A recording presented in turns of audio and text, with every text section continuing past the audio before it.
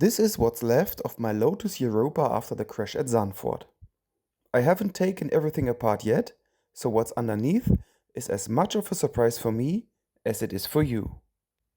We'll work through what I've been able to open up so far. Bodywork, suspension, and a first look at the chassis, to see how far the damage actually goes.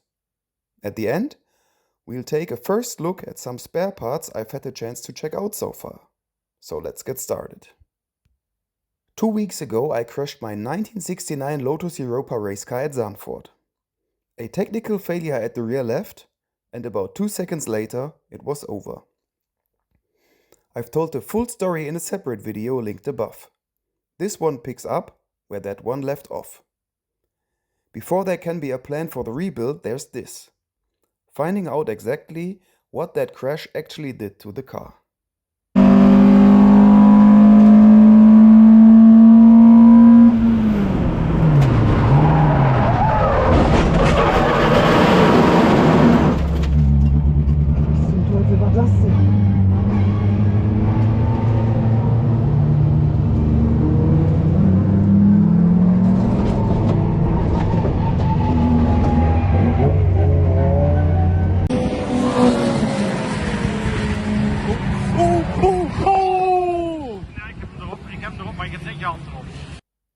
The nose took the worst of it. It's torn completely off the car. Right now, it's only still attached by the water hoses leading to the radiator and some cables. On the front left, there's nothing left to assess in the usual sense. The nose section itself is completely destroyed in that area. But the damage doesn't stop at the first point of impact. The car hit the barrier nose first on the left, and that energy had to go somewhere. Diagonally opposite, at the rear right, the body has torn open. A stress fracture from the impact energy traveling through the structure, not from a direct hit. At the rear left, the suspension absorbed most of the energy, but the wheel arch and rear end are still severely damaged. The worst part from a driver's perspective was the windscreen frame being destroyed and the edges of the glass coming a little bit too close for comfort to me during the last part of the deceleration.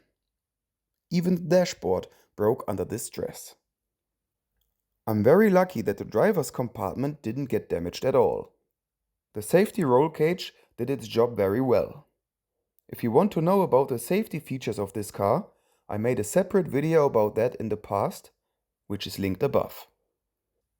Up front, the damage is relatively contained. The suspension is bent and the wishbones were pushed off their polyurethane bushings.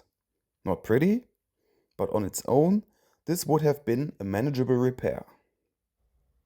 The rear left is a different story, and this is where the actual cause of the crash most likely sits. The strut broke at the top, right where the piston rod meets the mount. The radius arm, the box section trailing link the Europa uses, was bent somewhere between 45 and 60 degrees. And 3 uniball joints failed completely. Here's what I think happened. The outer joint on the upper wishbone broke first, and that's very likely what triggered the crash. The other two, the inner joints on the upper and lower wishbones, broke afterward, from the impact itself. 3 failures, but not 3 causes. The drive shaft joints didn't survive the impact either. One piece of good news back there: the area of the rear suspension that are reinforced after my crash from 2024 survived this one with ease. The reinforcement at least worked. The other piece of good news? The gearbox and differential look intact. After the suspension, I got a first look at the one part of the car I actually care most about: the steel backbone chassis.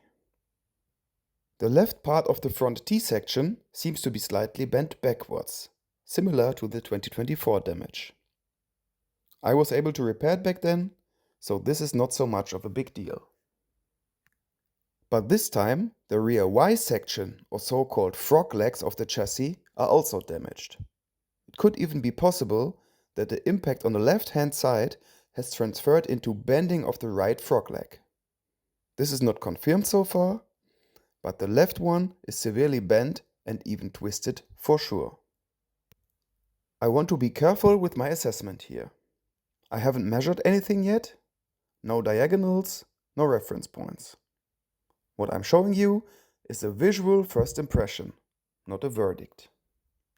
So, how bad is it really? Here's where each part of the car actually stands. The body is finished. It had several accidents already and is much too heavy. Not worth repairing. It will be replaced. The front axle is the easy part of this story. It's repairable with a few new components, but nothing difficult to obtain.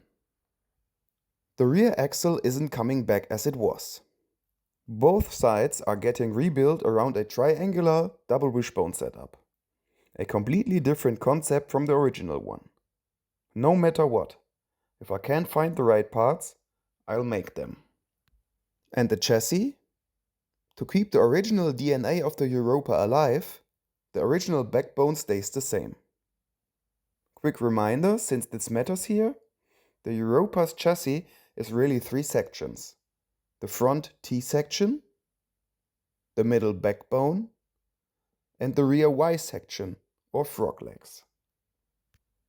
The T section and the frog legs are the parts you saw damaged earlier. The backbone in the middle, the actual core of the car, isn't. That's the part that stays untouched. The damaged sections around it get repaired and reinforced using spider components.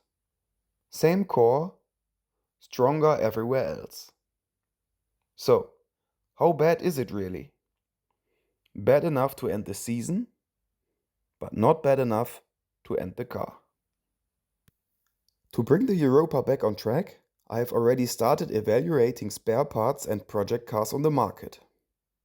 So far, nothing's been quite right, but I'm getting a clearer picture of what's out there. Thank you very much indeed for the overwhelming feedback to my last video, and especially to the call to offer me any Lotus Europa project that you know is available. Chances are very high that I'm going to purchase a body and a spider chassis in the next few weeks. These will then be the basis for my rebuild. I can't wait to race the car again. It will be better than ever before. If you are interested how that journey goes, feel free to subscribe to this channel. I will share all my progress here.